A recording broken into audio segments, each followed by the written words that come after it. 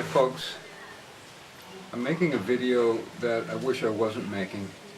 This is a follow-up to my shingles video. I got shingles about 2 weeks ago, maybe a little longer, and it's finally mostly healed.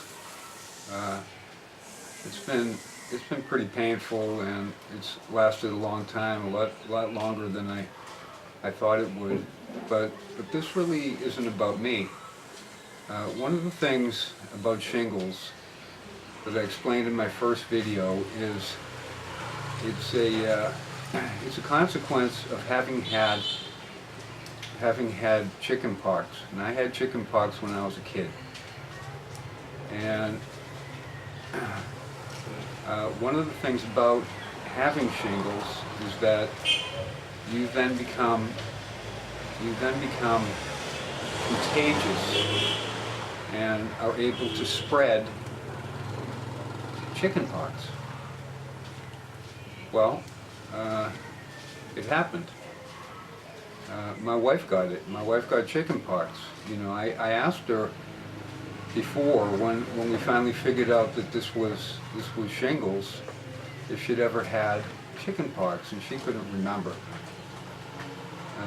So she told me she had a bunch of different things, and she couldn't remember chickenpox, but you know, we thought, you know, maybe she had it, but she hadn't. So now my wife has chickenpox, and the doctor didn't even want us to come into the office.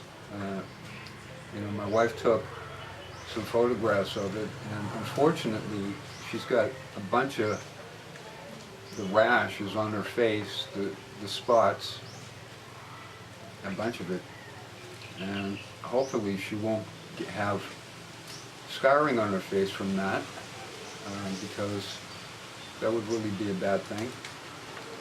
But when you know,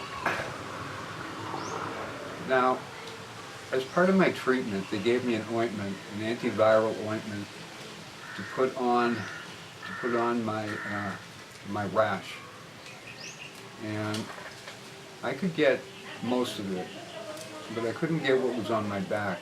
So my wife was the one that was applying it to my back, and it's possible that that's how she got it, you know. And I told her, make sure you wash your hands and all that each time, and hopefully she did that. But whether she did or she didn't, she did get chickenpox.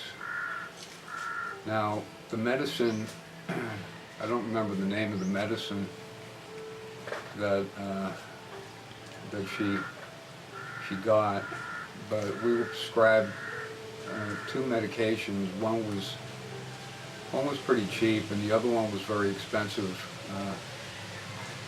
And together, both those medications came out to 6,200 pesos, and that's about $120 US. So it was pretty expensive medication. Not that I'm complaining, you know. My wife said, "Oh, that's so much money." I said, "It's effective medicine. That's why it's so much money. And you have to take it. You have to take it as prescribed, and until it's gone." But it has helped. Her rash is reduced. It's not as bad as it was. But you know, she's also unwilling to completely isolate herself, so there's a chance that she is also spreading chickenpox.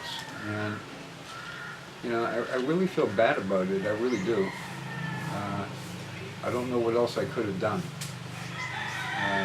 There's really not much else I could have done.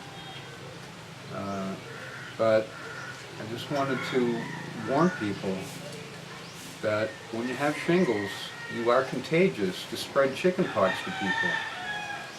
And chickenpox can be a very serious thing, especially for adults.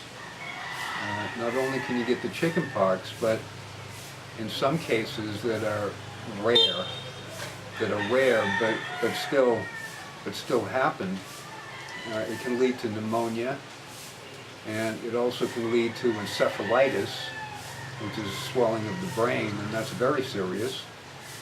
Both those situations would be very serious, because I asked the doctor about it, and she said, well, the type of pneumonia that you get if you have chickenpox is usually more serious than just a standard run-of-the-mill pneumonia, which is already deadly, potentially deadly. And encephalitis, swelling of the brain, that's another thing that would require hospitalization. And so, it's a real serious thing, or it can be a real serious thing when you get shingles. And not just for the person that gets the shingles, but for the people around him or her.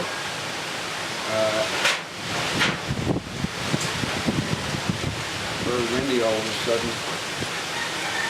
Anyway, I wanted to put this up. This is sort of like a public service announcement. You got to be real careful when you have shingles.